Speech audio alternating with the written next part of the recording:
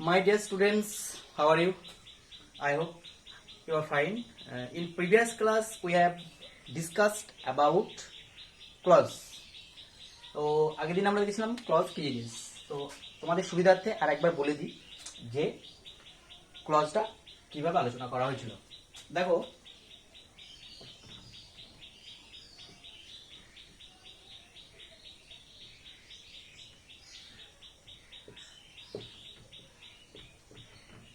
I know who is he.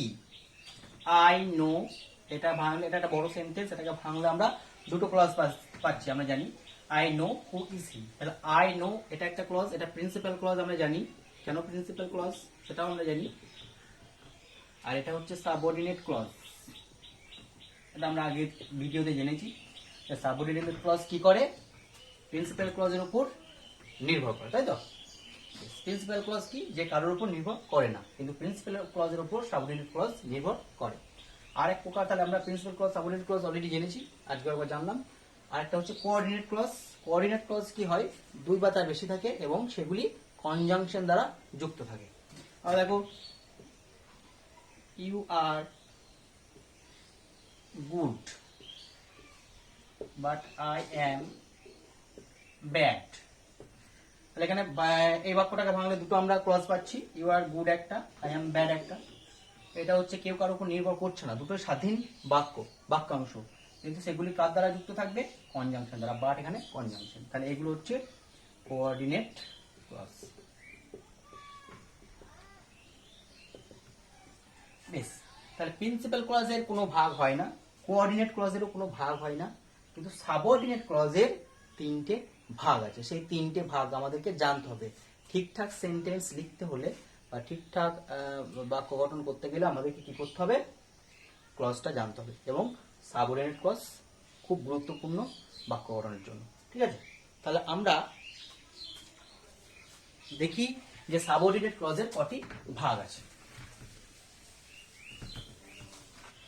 দেখো, subordinate ক্লজের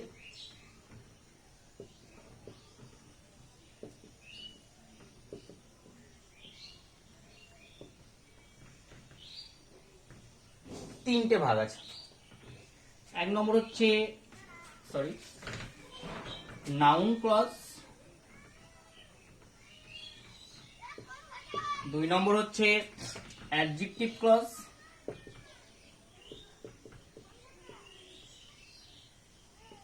এবং তিন নম্বর হচ্ছে অ্যাডভার্ব ক্লজ।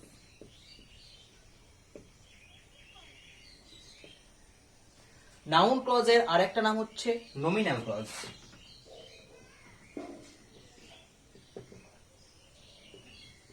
অ্যাডজেক্টিভেরও আরেকটা নাম আছে, সেটা হচ্ছে রিলেটিভ ক্লজ।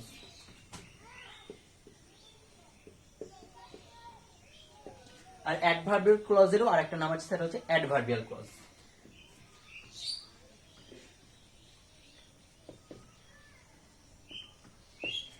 ঠিক আছে, এবার আমরা জানবো নাউন ক্লজ এবং অ্যাডজেক্টিভ ক্লজ, অ্যাডভার্বিয়াল ক্লজ কাকে বলে, কিভাবে বাক্যে ব্যবহৃত হয়। ঠিক আছে,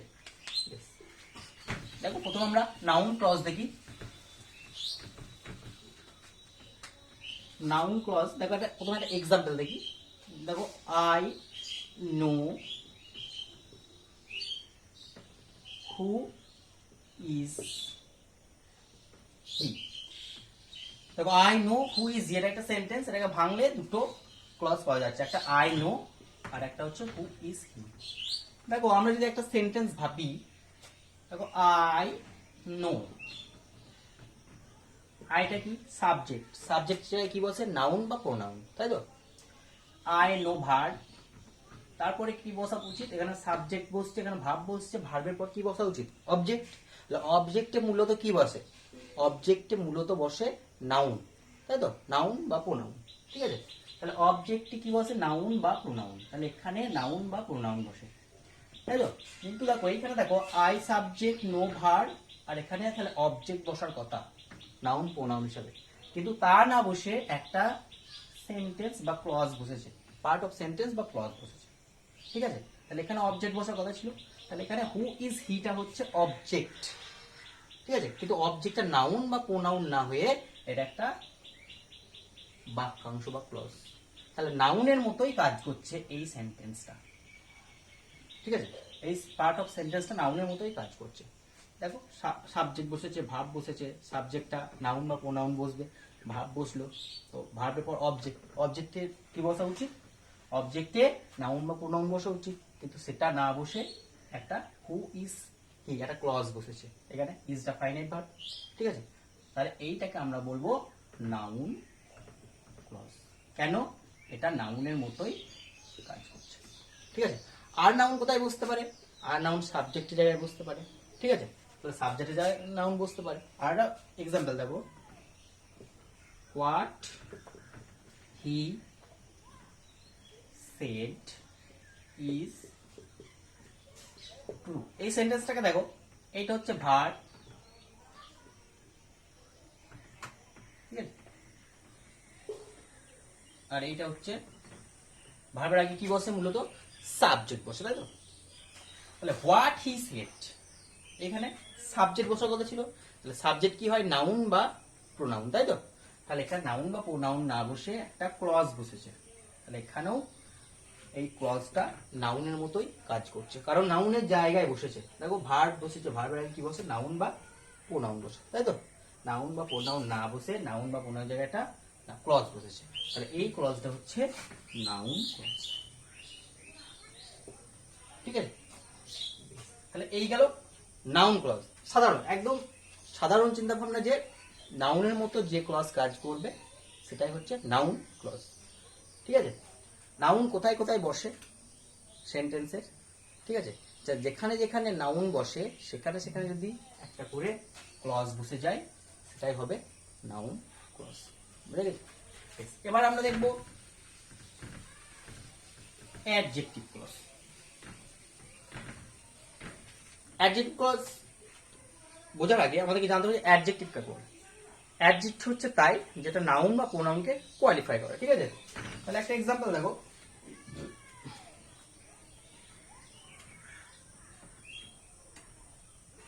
you have a red pen. Subject, verb, object, a red pen. ঠিক আছে, তাহলে দেখো এখানে অ্যাডজেক্টিভ কোনটা, রেডটা হচ্ছে অ্যাডজেক্টিভ, তাই তো? তাই তো, রেডটা হচ্ছে অ্যাডজেক্টিভ, তাহলে you have a red pen. এবার দেখো অ্যাডজেক্টিভ জায়গায় অ্যাডজেক্টিভ বসেছে। এবার দেখো যদি অ্যাডজেক্টিভ ক্লজ আমরা বুঝতে চাই তাহলে এই নিচের এক্সাম্পলটা দেখো, ইউ, এখানে দেখো রেডটা কাকে কোয়ালিফাই করছে, পেনকে কোয়ালিফাই করছে, নাউন পেনকে কোয়ালিফাই করছে রেড। একইভাবে দেখো you have a pen which is red. তাহলে এখানে দেখো পুরো বাক্যটাকে ভাঙলে দুটো ক্লজ পাওয়া যাচ্ছে, you have a pen which is red. ঠিক আছে, ইউ হ্যাভ এ পেনটা হলো প্রিন্সিপাল ক্লজ বা মেন ক্লজ। ঠিক আছে, এবার দেখো এইখানে শেষে কি বসেছে, নাউন। এই নাউনটাকে কোয়ালিফাই করছে কি, এই পার্ট অফ সেন্টেন্স বা ক্লজ বা বাক্যের অংশ। হুইচ ইজ রেড, এটা কোয়ালিফাই করছে পেনটিকে, নাউনটিকে। তাহলে এটা হচ্ছে অ্যাডজেক্টিভ ক্লজ, কারণ অ্যাডজেক্টিভের মতোই কাজ করছে। এখানে যেমন অ্যাডজেক্টিভ কাজ করছে, পেনকে কোয়ালিফাই করছে, একইভাবে হুইচ ইজ রেডটা এই নাউনকে কোয়ালিফাই করছে। ঠিক আছে, সেই জন্য ওটা হবে অ্যাডজেক্টিভ ক্লজ। বুঝে গেছি? তাহলে অ্যাডজেক্টিভ ক্লজ এবং নাউন ক্লজ কিন্তু দেখতে একই রকম।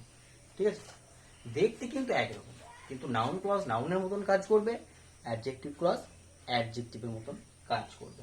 দেখো আরেকটা দেখো, ভালো করে দেখো এক্সাম্পল,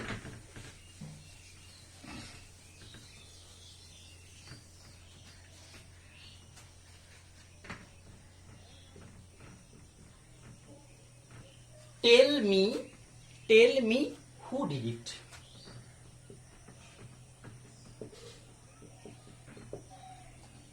আরেকটা দেখি, tell me the boy.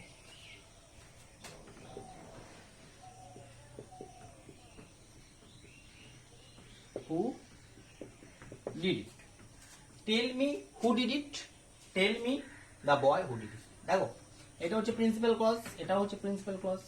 Who did it, who did it, দুটোর মধ্যে কি পার্থক্য? এখানে দা বয় আছে, এখানে দা বয় নেই। তাহলে দেখো টেল মি, এটা হচ্ছে প্রিন্সিপাল ক্লজ, এটাও principal clause. Who did it, বলো আমাকে কে করেছে। হু ডিড ইটটা নাউনের মতন কাজ করছে, তাই এটা হচ্ছে নাউন ক্লজ। ঠিক আছে। আর টেল me the boy who did ইট, আমাকে ছেলেটিকে বলো যে এটা করেছে, মানে ছেলেটির নাম জানতে চাইছে। এটার মধ্যে এটা কি পার্থক্য? এখানে দা বয় আছে, এখানে নাউন আছে। এটাকে কে বিশেষিত করছে? Who did ইটটা।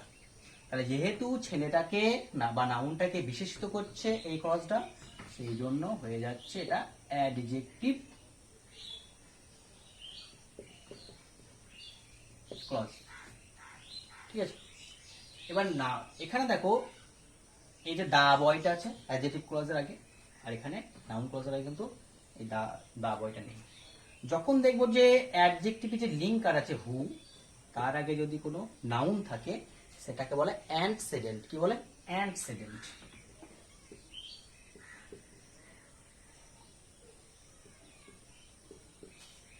ঠিক আছে। অ্যাডজেক্টিভ ক্লজে অ্যান্টেসেডেন্ট থাকবেই, কিন্তু নাউন ক্লজে অ্যান্টেসেডেন্ট থাকবে না। তাহলে অ্যাডজেক্টিভ ক্লজকে চেনার সহজ উপায় হলো যে লিঙ্কার বসে, লিঙ্কারের আগে একটা অ্যান্টেসিডেন্ট থাকবে। হু, হোয়াট, হুইচ থাকতে পারে, হাউ, সব থাকতে পারে। ঠিক আছে। তাহলে এই লিঙ্কারের আগে বা অ্যাডজেক্টিভ ক্লজের আগে একটা অ্যান্টেসিডেন্ট থাকবে, নাউন ক্লজে সেটা থাকবে না। বুঝলি? তাহলে দেখো আগে যে এক্সাম্পলটা আমরা দেখলাম, দেখো I have a pen which is red. I have a pen, এটা একটা প্রিন্সিপাল ক্লজ, আর এটা হচ্ছে অ্যাডজেক্টিভ ক্লজ। অ্যাডজেক্টিভ ক্লজ কেন? কারণ এখানে পেন আছে, which এর আগে পেন আছে। ঠিক আছে। তাহলে এটা হচ্ছে অ্যান্টেসিডেন্ট, আর হুইচটা হচ্ছে, হুইচ ইজ রেডটা হচ্ছে অ্যাডজেক্টিভ ক্লজ। ঠিক আছে। এবার আরেকটা জিনিস যেটা মনে রাখতে হবে যে অ্যান্টিসিডেন্ট এবং এই যে লিঙ্কার, এই দুটো একই বস্তু বা ব্যক্তি। ঠিক আছে। এ পেন হুইচ একই ব্যক্তি বা বস্তু, দা বয় হু একই ব্যক্তি বা বস্তু। তাহলে এই গেল আমাদের নাউন ক্লজ।